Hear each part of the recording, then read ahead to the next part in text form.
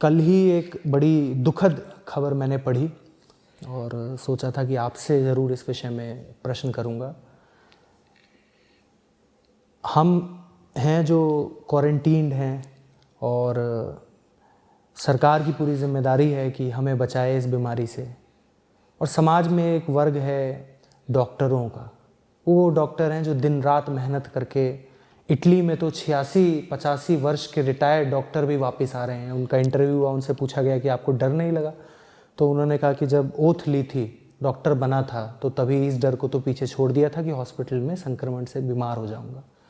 भारत में एक खबर आई और इसकी पुष्टि भी करी कि लैंडलॉर्ड्स इत्यादि जो हैं, मकान मालिक, वो जिनके यहाँ रेंट पर डॉक्टर्स वगैरह रह रहे हैं, नर्सेज रह रहे हैं, उन्हें इविक्ट कर रहे हैं इस डर से कि कहीं वो संक्रमण लेकर ना आ रहे हो। इसको आप कैसे देखते हैं? नहीं, जैसे हमें वही काम कर रहे हैं। हम ऐसे ही हैं। हम धार्मिक शिक्षा के अभाव में, एक विवेकशील सामाजिकता के अभाव में बड़े संकीर्ण और क्षुद्र स्वार्थों से प्रेरित लोग हैं। अब वही चीज जब इतने नाटकीय रूप से होती है कि एक डॉक्टर है जो इतने लोगों की जान बचा रहा है और फिर वो वापस आता है तो पाता है कि उसके मकान मालिक ने उससे कहा निकल जाओ मेरे घर से, क्योंकि मुझे डर लग रहा है कि तुमसे मुझे संक्रमण लग जाएगा। तो फिर ये बात हमको बड़ी हैरतअंगेज लगती है, दुखद लगती है, बल्कि भयावह लगती है। लेकिन ये जो मकान मालिक है वो अचानक ही तो इस तरह का व्यवहार नहीं करने लग गया ना। वो व्यक्ति ही ऐसा है, याद रखिएगा, वो व्यक्ति ही ऐसा है और वो व्यक्ति ऐसा बहुत समय से है।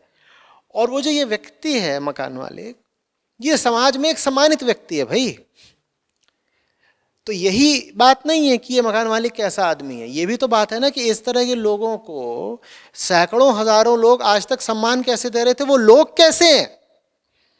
तो बात सिर्फ मकान मालिक की नहीं है, बात उस पूरे समाज की है जिसमें ऐसे मकान मालिक बैठे हुए हैं। हम सभी ऐसे ही लोग हैं। बस हमारा ये जो कुरूप चेहरा है, हमारा ये जो विभत्स और हिंसक व्यक्तित्व है, ये छुपा छुपा रहता है हमारे मुखौटों के पीछे।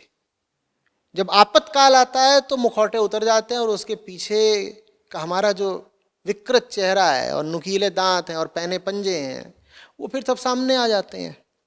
हमें अपने भीतर ईमानदारी से सवाल पूछना होगा, हम लोग कैसे हैं।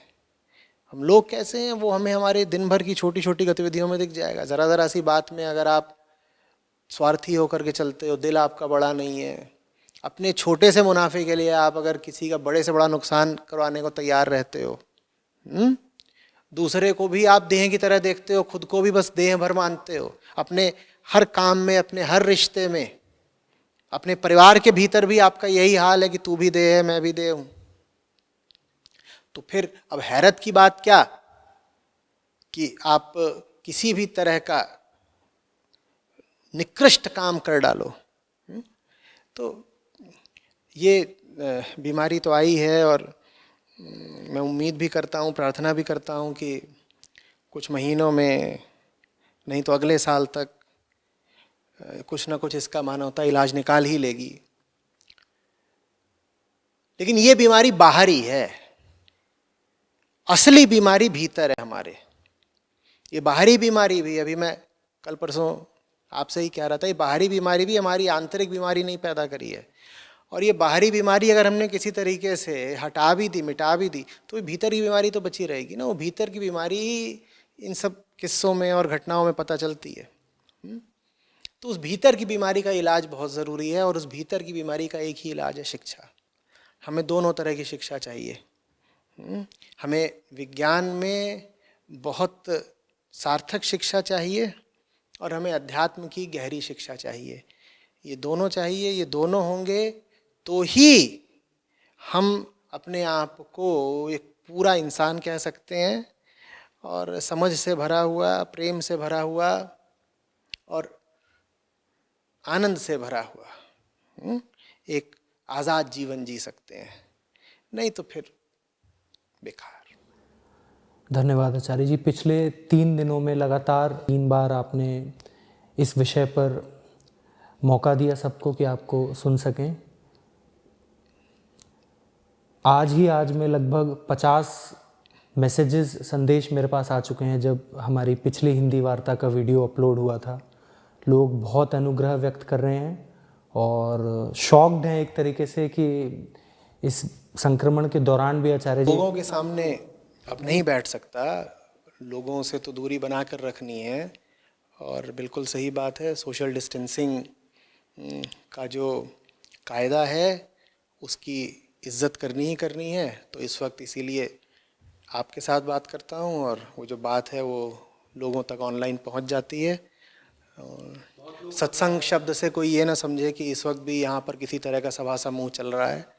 जो सारी बातचीत है वो यहीं पर होती है, 2 लोग आमने सामने बैठते हैं और जो उसका रिकॉर्डिंग है वो ऑनलाइन फिर पूरी दुनिया तक पहुंचाया जाता है। जी, बहुत लोग थोड़ा घबरा गए थे कि वीडियोज़ इत्यादि अब आएंगे कि नहीं आएंगे, तो उन्हें बहुत अच्छा लगा ये देखकर कि अभी भी आचार्य जी को सुनने का अवसर मिल ही रहा है।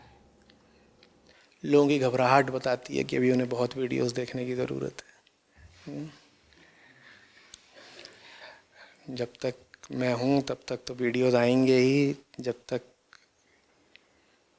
नहीं भी रहूँगा तो भी वीडियोस आपके लिए तो उपलब्ध ही हैं। वो कहाँ जा रहे हैं? चलिए।